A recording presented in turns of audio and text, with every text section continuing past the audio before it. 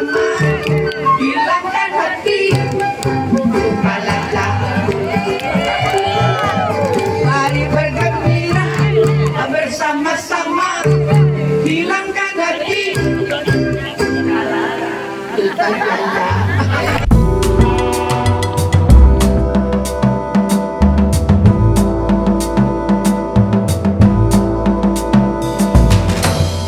Ava Victoria. Hai kakak. Yang gue tahu nih Ava nih kan musisi serba bisa ya. Enggak. Oh iya menurut gue ya.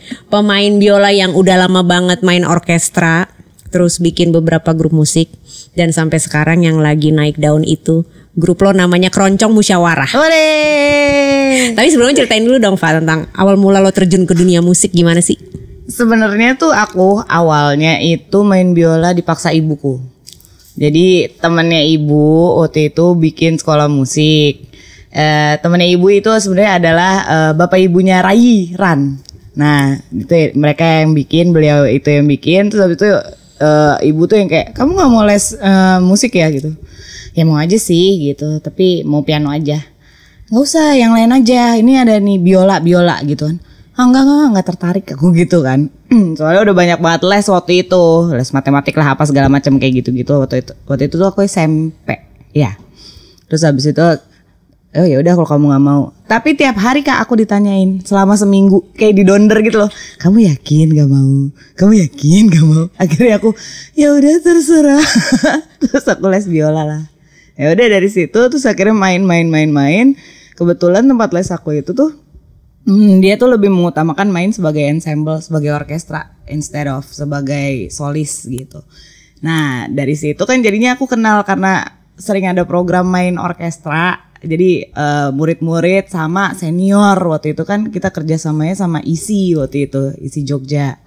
Jadi kenal lah sama mas-mas ISI ini gitu-gitu.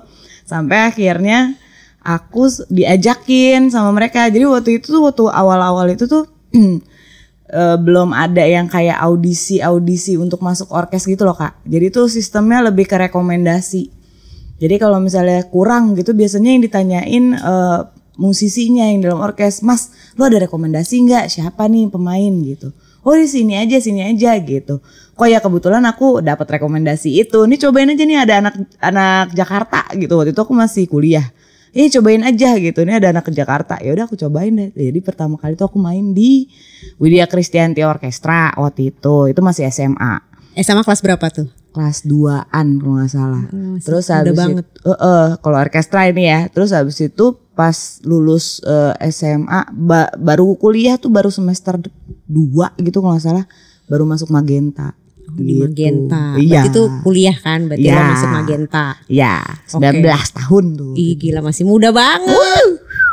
Gimana sih Fa pertama kali pengalamannya di Magenta Orkestra dengan lo yang masih itu underage gak sih ya ngomongnya? Enggak dong. Enggak sih ya, 17 tahun ya, tapi belum 21 kan. Udah maksudnya punya KTP kita kan, okay. Tapi baru belajar nyetir. Di situ tuh lo yang paling muda atau enggak sih saat itu? Iya. Jadi waktu itu kebetulan sih sebenarnya ada yang seumuran aku, cuman pas yang aku main itu masih belum ada, ini belum kelihatan gitu. Mereka masih pada kuliah juga kan diisi gitu yang seumuran aku. Baru semester 2 biasanya belum dibolehin cabut ke Jakarta main tuh sama dosen-dosennya. Gitu. Ya udah jadi teman-temanku adalah mas-mas ya gitu-gitu deh ya, om-om yang udah waktu itu aku umur 19 mungkin mereka udah 30 something yang udah sekarang sih seaku sih kayaknya ya. Oke, terus di Magenta itu awal kolaborasi lo di Magenta itu lo bareng sama musisi siapa aja sih kalau lo masih inget? Nah waktu itu tuh pertama kali banget aku main tuh acara Bazar Fashion Concerto kalau gak salah. Nah itu tuh sama siapa ya? Marcel sama Agnes Mo kalau nggak salah ada, terus ada siapa lagi waktu itu ya, aku lupa deh, kayaknya 2 itu ada, sama ada beberapa lagi lah gitu kan, acaranya lumayan gede. Terus habis itu aku tuh masuk pas di tengah-tengah karena sebenarnya tuh aku nambel, jadi ada musisi yang anaknya sakit harus pulang ke Jogja, sedangkan itu tuh pas udah latihan. Nah jadi karena buru-buru mereka nggak bisa cari ganti yang di Jogja, ya udah cari anak Jakarta deh kira-kira siapa yang bisa gitu. Jadi aku tuh cuma dateng pas GR dengan partitur Mas Andi Rianto yang susah banget ya. Ya lumayan lah kayak itu tes mental susah banget gitu awalnya. Terus sampai sekarang kalau misalnya di orkestra gitu, lu udah pernah kolaborasi sama siapa aja sih? Dan siapa aja yang paling berkesan di antara semuanya? Kalau musisi, kalau sebagai musisi rakyat jelita kalau aku nyebutnya ya. Kalau sebagai rakyat, kalau sebagai musisinya siapa ya? Siapa ya Kak? Yang Orkestra paling ya? yang paling unik lah dan yang paling berkesan. Belum, aku mesti harus mikirin dulu itu siapa karena aku lupa. Udah siapa aja. Udah saking kebanyakannya ya. Iya ya, aku bingung siapa aja ya. Lupa sih. Ya maksudnya siapa-siapanya, apa yang paling berkesannya tuh agak bentar ya. Belum kepikiran, belum. Next question dulu. Sekarang kalau tentang pengalaman pertama lo main di orkestra, instrumen apa aja sih yang lo mainin? Kan gue tahu ya lo nggak cuma biola doang, tapi kalau di orkestra apa aja sih yang biola udah lo aja mainin? sih, Biola Kak. aja. Oke. Biola aja. Kalau yang si gitar cuk itu udah ntar urusan Iya, lain ya. itu urusannya ya. lain lagi, Urusan beda lagi. Suka duka main di orkestra apa aja sih, Pak? Buat kita yang awam nih yang nggak ngerti. Oke, kalau misalnya aku sebagai pemain zaman-zaman kemarin nih ya 2000-an awal, itu sebenarnya lebih ke challenge-nya tuh yang main di situ tuh udah senior semua. Jadi seumuran, ya itu yang aku bilang kayak 20 tahun di atasku, 15 20 tahun di atasku yang mereka emang udah main tuh ya baca udah lancar, apa segala macam tuh udah lancar gitu-gitu. Jadi lebih ke tanggung jawab diri yang kayak gimana caranya gue paling tidak mengejar sama atau enggak kalaupun di bawah masih bisa lah gitu. Itu sih yang lebih karena kalau kita main di orkes kita baca partitur saat itu juga lu harus udah bisa bunyi paling tidak mendekati sesuai dengan apa yang dimau sama arrangernya sama apa namanya MD-nya. Kadang ada juga yang dikasih partitur harus baca langsung rekam. Waduh, itu gimana tuh? Ya Kalau gitu. misalnya salah-salah? Ya ulang kan. Nah gimana caranya minimize si kesalahan itu karena kita mainnya sebagai ensemble. Jadi kalau misalnya kita salah-salah mulu kan kesel yang di sebelahnya gitu Kak. Yang kayak please lah cepetan lah konsen lah apalagi tuh gitu loh. Jadi lebih ke tes mentalnya gitu yang kayak gue gak boleh salah nih karena gue akan merugikan satu ensemble ini gitu. Iya. Karena intinya teamwork ya. Udah benar nggak bisa one man show lagi sih ya di situ ya. Gak bisa udah. Oke, terus tentang musikal Keluarga Cemara nih, kemarin kan, kemarin lo pengalaman mentas itu kan 1 bulan ya, kalau nggak salah sih ya 1 bulan musikal Keluarga Cemara. Ada pengalaman unik apa sih di situ? Terus tantangannya apa aja sih selama sebulan lo berkutat di situ? Apa ya? Jadi sebenarnya kalau misalnya yang dalam jangka waktu sebulan itu aku udah pernah sebenarnya main yang seperti itu. Apa waktu tuh, itu musikal apa? Musikal Laskar Pelangi. Oh, Laskar Pelangi. Sama Erwin Gutawa waktu itu. Itu juga sebulan full juga kan. Pokoknya sih intinya gini, setiap hari orang yang datang itu kan adalah berbeda. Jadi kita tidak bisa kayak hari pertama tuh habis itu ntar tiba-tiba kan biasanya hari ke-10 gitu kan udah bosen banget ya, udah ya blengek banget gitu loh yang kayak ini dimainin terus mainin terus, kita gak boleh kayak gitu. Karena orang yang datang di hari ke-10 itu adalah orang yang berbeda dari hari pertama. Jadi tetap harus konsisten, lu main dari show 1 sampai show 30 harus konsisten bagus. Gimana caranya lu mau bosen kayak apa, ngantuk gini-gini. Oke, kita semangat lagi, mari kita hajar lagi gitu. Terus kalau yang si musikal Keluarga Cemara ini aku sih seneng karena kekeluargaannya kerasa banget antara musisi, cast, apa segala macam itu kita nyatu walaupun banyak banget waktu itu pasukannya juga. Cuman kayak lebih nyatu aja gitu. Jadi kita kenal gitu yang di atas panggung, yang di bawah panggung kita kenal semua, jadi seru aja. Dan tantangannya adalah aku punya bayi. Gimana tuh bagi waktunya Pak? Bagi waktu? Enggak lah, bayinya aku taruh juga di belakang panggung. Gelar karpet, gelar apa kasur lipat Kak, aku bawa kasur lipat, ya udah kamu di situ ambil Mbak. Udah jadi kayak setiap kali break, kayak musikal kan 3 jam, 1,5 jam awal terus ada break 15 menit ya aku gitu dulu. Mengasihi. Tapi dia nggak rewel ya? Rewel tetap rewel, tapi kan nggak kedengeran ke orkestra, nggak kedengeran ke penonton kan. Jadi kalaupun rewel biasanya dia udah di terakhir tuh karena udah maleman kan, dia pengen tidur yang agak lebih nyaman mungkin, jadi kayak udah mulai yang wah. Tapi begitu ngeliat aku, oh ya udah gitu, sibuk lah pokoknya itu. Ada rencana main di musikal Keluarga Cemara berikutnya kah? Insya Allah. Tahun ini ya? Masih belum boleh disebut-sebutkan katanya, belum boleh di-spill juga. Jadi ya kalaupun ada aku udah bilang kok awas aja kalau nggak ngajak lagi gitu. Kita mainannya ancaman kalau di sini. Oh, baik. Kalau Keroncong Musyawarah tuh gimana sih Pak? Ceritain dong tentang Keroncong Musyawarah. Awal mula dibentuknya tuh gimana? Konsepnya gimana? Kayak gimana sih kan? Kalau mungkin orang-orang udah sering ya lihat di di Instagram Reels tuh bolak-balik kan Keroncong Musyawarah dari setahunan yang lalu kan udah mulai tampil. Nah, Keroncong Musyawarah ini kan konsepnya agak-agak beda nih ya, agak-agak pop crossover juga ya. Fa, sekarang ceritain dong tentang Keroncong Musyawarah tuh awal terbentuknya tuh gimana sih? Kan mungkin buat yang belum tahu ya, Keroncong Musyawarah ini suka seliweran, mungkin mampir juga di feed kalian ya, di browse di explore kalian itu warawiri konten-konten Keroncong Musyawarah, terutama yang Fall in Love Alone itu ya. Kan warawiri tuh. Awal kebentuknya Keroncong Musyawarah itu gimana sih, dan apa yang membuat lo memutuskan untuk membuat sebuah grup musik dengan konsep yang seperti itu, which yang memainkan lagu-lagu pop crossover dan gak cuma tradisional keroncong aja. Jadi Keroncong Musyawarah itu lucunya adalah kita itu nggak satu pun sih sebenarnya.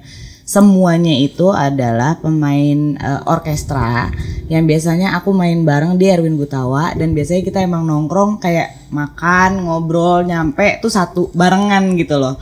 Bukan yang ngekubu, tapi ya emang selalu ada di situ barengan, itulah berenam ini.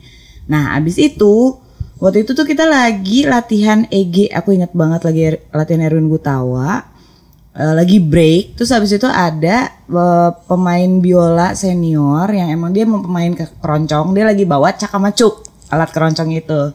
Seperti biasa kita penasaran kan orangnya, Mas ajarin dong gitu, aku minta diajarin. Ya udah gitu, ini gini. Dan akhirnya itu kan biasanya kalau latihan di Erwin Gutawa kan agak lama Kak, bisa 3 hari, bisa 5 hari ya gitulah. Jadi setiap kali break itu kita kayak ini kita ngapain lagi ya. Nah untung ada si Mas itu kan bawa si cakcuk itu, jadi aku tiap hari tuh latihan, pengen tahu aja, udah iseng.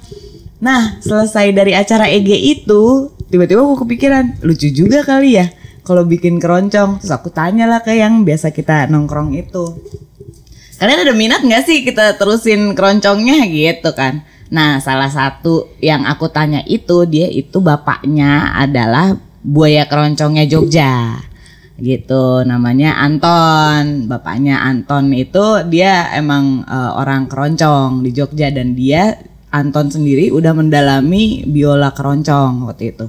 Ya udah deh kayak ayo gitu, terus sama teman-teman yang lain, Mas Agung juga ayo gitu. Terus abis itu aku tanyain, ya udah nih gimana nih formatnya, siapa yang mau main apa gitu kan. Kan belaga gila banget ya kita, bener-bener nggak ada satupun ya, cuman Anton doang yang ngerti keroncong gitu.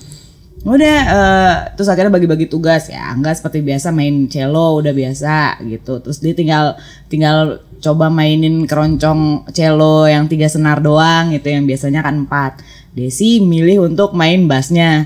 Nah aku kan tadinya tuh main cuk, cuman aku kesulitan, aku nggak bisa ternyata. Udah berapa hari aku nyobain, terus aku nyerah. Boleh nggak aku ngambil yang caknya aja, Mas Agung yang ngambil cuknya jadinya. Ya udah akhirnya kita bikin tuh berenam. Ngapain lagi ya gitu, bikin video yuk gitu.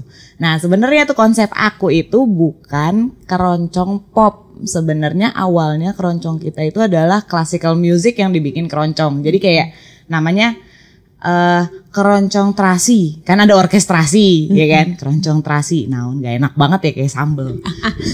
Nah itu tuh kenapa kita tadinya milih itu, karena kita mikirnya gini, keroncong pop udah banyak banget di mana-mana. Keroncong ngerok juga ada, udah ada. apalagi yang langgaman segala macam, wah itu udah susah karena kan ya kita juga anak-anak baru ya, belum tahu-tahu banget tuh apa itu langgam, apa itu stambul, apa segala macam itu belum terlalu. Apa yang kira-kira kita aman, kita bisa jualan, bisa nembus, bisa orang naon sih nih keroncong gitu. Akhirnya kita ngambil lah lagu klasik tuh yang kayak Bach, terus Libertango, Villa Lobo, terus yang Vivaldi, Beethoven gitu-gitu kita bikinin keroncong gitu. Tapi kok peminatnya agak lumayan sulit ya. Emang mereka kayak wow, aneh banget nih keroncong, lagu klasik dikeroncongin. Tapi ya udah aja gitu kan. Ya udah mau nggak mau akhirnya kita ke pop lagi. Nyari-nyari lah tuh lagu-lagu apa ya kira-kira yang bisa.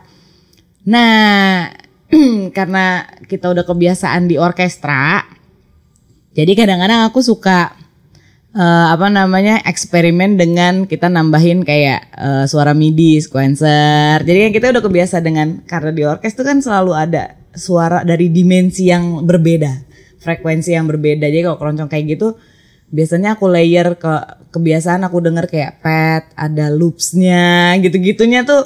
Akhirnya aku coba masukin dikit-dikit di keroncong ini yang treatmentnya biasanya buat orkestra gitu. Ya udah jadinya begitulah. Tapi masuk tuh ya berarti ya. Sebenarnya masuk aja sih. Jadi kalau kita dibilang keroncong asli ya bukan, keroncong pop juga lumayan agak nambahan gitu. Tapi ya kontemporer juga ya masih terlalu pop buat jadi kontemporer gitu ya. Kayak apa ya? Ya udahlah gitu aja lah pokoknya gitu. Keroncong musyawarah lah namanya. Terus kenapa namanya musyawarah? Karena di setiap kita latihan, setiap kali kita ketemu, kita mau memutuskan apa-apa tuh kan pasti ada perdebatan. Nah ini nih rata-rata dari 6 itu sebenarnya 4 tuh otaknya tuh udah otak MD. Udah arranger semua nih gitu. Jadi pasti ada perdebatan. Makanya kita namakan jadi musyawarah. Jadi gimana menyatukan semua MD beberapa kepala itu ya? Pusing banget. Yang satu ini gue maunya chordnya minor, enggak enaknya mayor, enggak piye lo ini gini aja, ini lo gitu kak. Udah terserah. Biasanya aku cuman udah terserah lo aja mau gimana, gue sebat dulu. Tapi berarti itu ya salah satu challenge-nya lo dalam ngelit keroncong musyawarah ya? Iya. Oke. Betul itu. Next event keroncong musyawarah? Next event itu insya Allah Oktober ini sih ada. November belum kebaca. Ya semoga aja ada lah ntar kita tiap ini. bulan ya. Sama di festival-festival dong. Oh iya. Kan? Iya itu tuh. udah pernah main belum sih keroncong musyawarah di festival? Jadi waktu itu aku sempat ngegujruk-gujrukin ini Java Jazz waktu itu gitu, minta slot kan. Slot atulah keroncong musyawarah, di jazzin belum ada loh keroncong jazz yang masuk situ gitu. Kalau grupnya mau banyak, tapi kalau ininya mereka kan setlistnya belum pernah ada tuh gitu. Oh iya ya, gue tuh lupa lu ada keroncong gitu. Yaudah deh tahun depan gitu. Jadi kita kan anaknya gengsi ya. Jadi tahun depannya pun aku nggak nanya, aku cuman jadi nggak. Ya kalau nggak dipanggil ya udah gitu. Ya belum rezeki aja main di festivalan berarti gitu. Yang penting udah sounding ya. Yang penting udah sounding dulu. Tapi kalau ngomongin festival sendiri, ini di luar keroncong musyawarah, lo kan juga udah sering juga kan ya main di festival. Ya, kan? Yang terakhir baru lalu nih ya Pesta Pora kan. Manggung barengan siapa aja sih Fa kemarin? Sama bapak. Bapaknya siapa? Baru kemarin di Pesta Pora sama bapak. Kalau di Pesta Pora aku nyebut bapak udah pasti pada tahu lah siapa bapaknya ya. Bapak SBY. Bapak SBY, ex-presiden kita ke-6. Iya. Seru banget ya dia. Masa retire-nya malah nyari panggung di festival, lucu banget loh. Tapi kayaknya dia senang sekali sih berada di atas panggung, bukan untuk orasi atau apa gitu ya. Lebih ke nyanyi tuh kayak dia happy. Mukanya tuh kelihatan gitu, air mukanya tuh happy gitu, cerah ceria gitu. Jadi kemarin lo tuh main di Pesta Pora mengiringi Bapak SBY. Lo bersama Mas Bonto Tohpati. Aku sama Mas Bonto. Itu berapa lagu sih Fa kemarin? Kemarin itu total 7 lagu aja. Jadi sekitar 45 menit lah gitu. Terus gimana tuh Pak kemarin euforia orang-orangnya? Seru loh. Maksudnya kayak ya mungkin penontonnya juga pada penasaran kali ya, ini SBY ngapain. Karena pertama gitu kali kan di festival. Iyalah banget kan. Pertama kali di festival dan festival pertama yang berani manggil mantan presiden gitu ibaratnya kan. Jadi itu dari aku kan standby di atas panggung tuh udah 15 menit dari sebelum kita main. Ya kan. Terus ngeliat tuh crowdnya tuh udah banyak banget dan masih datang-datang terus gitu ya, banyak banget. Sampai mereka tuh juga yang udah teriak-teriak, sedangkan kan kalau sama bapak ya otomatis kita 20.45 ya 20.45. Nggak bisa 20.44, 20.43 tuh nggak bisa. Jadi tahanmu tuh, bapak tuh sebenarnya udah ada di samping panggung gitu. Aku udah yang kayak oke nih bapak udah standby gitu kan. Tapi ya nungguin bener-bener sampai tank gitu kan. Jadi itu penonton sempetnya kayak SBY gitu-gitu kan. Ya seru sih gitu. Ya udah masuk apa segala macam, dan kebetulan si bapak kan bawain lagunya di depan 3 lagu itu tuh 3 lagu yang udah cukup dikenal. Iya, apa aja sih kemarin bawa ini? Ya dibukanya itu Pelangi di Matamu, Jamrud, terus habis itu lagunya Tip X, terus habis itu ada lagunya Naf gitu kan, 3 lagu itu kan. Jadi serunya adalah ini bener-bener pada sing along semuanya gitu, si bapak nyanyi itu semuanya pada sing along semuanya gitu, seru aja sih. Terus baru masuklah ini siapa bala bantuannya bapak itu kan, bala bantuannya nyanyiin lagunya dia ya emang. Mungkin lagunya bagus-bagus Kak, bener ya bagus-bagus. Tapi ya mungkin kita jarang denger kali ya, jadi banyak yang nggak tahu aja gitu. Jadi di situ agak senyap buat penontonnya. Tapi ya tetap ininya sambutannya tetap oke sih, gitu. Kalau dibandingin festival nih Pak, yang lebih suka mana sih, manggung di festival gede atau di showcase yang intimate atau di konser musikal? Konser musikal sih aku. Karena? Nggak tahu ya, aku suka aja sama musikal. Kayak banyak banget emosi, banyak banget energi yang terbagi, yang dikeluarkan apa gitu-gitunya tuh lebih kerasa aja buat aku. Padahal kan kalau buat konser musikal itu kan preparationnya lebih lama, ya, betul. Latihannya, standby-nya segala macam. Apalagi kalau sebulan gitu kan. Iya, benar. Tapi lebih seru. Konser musikal berarti lo ya. Iya, benar. Aku tuh nggak seperti casingan Kak, kayak casingan tuh kan kayak mana-mana gitu ya. Tapi ya jiwanya tuh Disney musikal gitu Kak ya. Ampun deh. Jiwanya Disney tapi lu suka metal juga ya? Kayaknya lu suka metal juga kan ya? Suka zaman beberapa. Dulu itu. Waktu itu sih pernah ya main metal itu ya lumayan ya, sebulan aku latihan di studio budek gua Kak, sumpah. Tapi ya gimana ya, seru juga sih. Terus udah gitu sekarang lagi suka dengerin siapa aja sih Pak? Gue pengen tahu sih 5 lagu yang lagi sering lo dengerin apa. Boleh sambil lihat handphone lo. Aku nggak pernah dengerin lagu Kak selain Baby Shark, terus tem Astronomia gara-gara dinyanyiin mulu sama Agra. Terus lagunya Skibidi tuh apa ya? Asli lagunya itu doang Kak, gara-gara nih anak-anak kampret satu ini. Tapi kalau yang lo suka siapa aja sih dari zaman dulu sampai sekarang, musisi yang lo suka? Musisi yang aku suka Alan Menken, Disney. Tetep ya Disney. Tetep loh itu aku. Sama siapa lagi ya? Kalau yang rock-rocknya?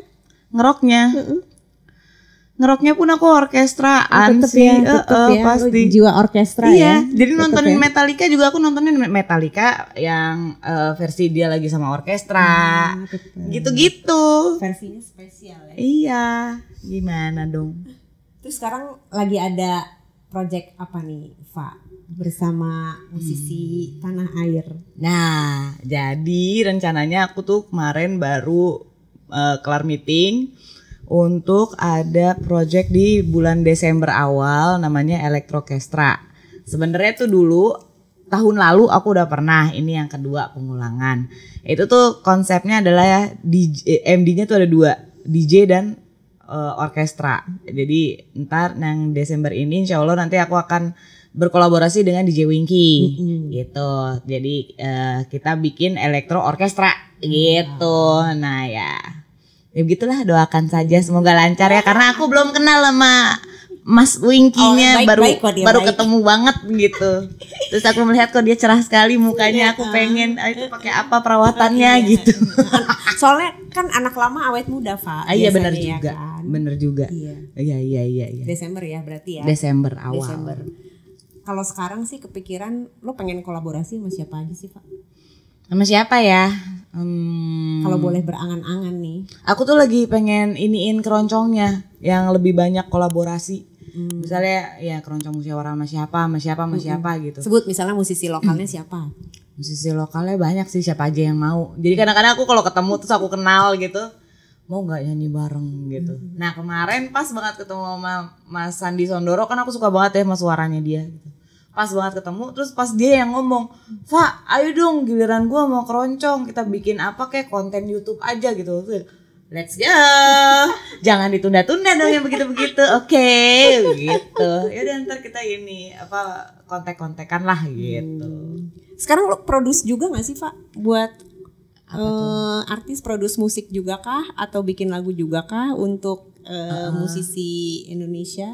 Aku tuh sebenarnya kalau buat lagu enggak, tapi kalau musik producing iya dulu. Tapi ya karena jiwaku Disney itu, jadi aku kenanya ke anak-anak gitu. Jadi waktu itu pernah Naura dari album pertama kalau nggak salah, album dongeng, album-albumnya beberapa sama konsernya waktu itu. Nah Naura udah mulai gede, ya udah mulai nggak nyambung nih kita gitu kan. Mungkin musiknya tuh harus yang lebih dewasa karena sekarang kan dia saingannya Mahalini, saingannya Raisa gitu ibaratnya gitu. Nah akhirnya aku diterusin sama anak-anaknya Mbak Widi, Drew Widuriden, bertiga itu pun yang dua udah mulai agak beranjak dewasa ya, jadi tinggal satu nih gitu. Ini aku lagi nyari, oke anak siapa lagi, yuk, mari sama Tante Afa, gitu. Kalau sekarang mimpi lo di dunia musik apa sih, Pak, yang masih pengen lo wujudkan? Ya aku masih bercita-cita untuk membesarkan semua ya, paling enggak aku kan punya tiga produk, Ave Orkestra, Camila dan Keroncong. Pengennya sih semua itu menuju ke yang paling bisa maksimalnya di mana gitu. Belum aja semuanya, menurut aku masih belum semuanya gitu. Ya udah kayak gitu deh. Thank you semua yang udah nonton episode ini. Kalau kalian suka, jangan lupa like dan subscribe dong pastinya. Sampai ketemu di episode selanjutnya.